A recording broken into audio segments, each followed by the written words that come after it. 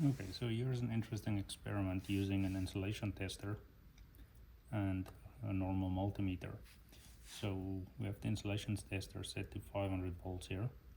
On the frame here, we just have both grounds connected together, the one from the insulation tester as well as the multimeter. Then on our rotor coils, we have the multimeter connected up, as you can see, and on the other side of the coil we're going to apply 500 volts using the insulation tester. Now the interesting thing I want you to see is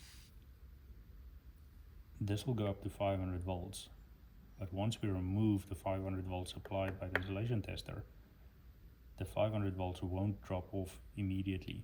And this is to prove that wires have a capacitive factor to it, and that's why you should never touch a wire after it's been energized for a long time, especially if it's a very long conductor. Okay, let's apply 500 volts. We're applying 500 volts. You see it here on this multimeter as it measures it on the other side of this coil. Now when we remove it, note now this is a relatively small assembly, so the coils are relatively small, but see how long it takes to drop off.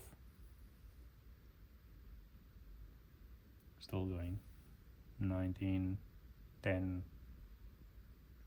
Now imagine if this is a 10,000 or 100,000 volt transmission line with transformers that's energized and other sorts of coils like voltage regulators and so on. That's why it's critical to always ground conductors after they were energized to ensure they're safe to work on.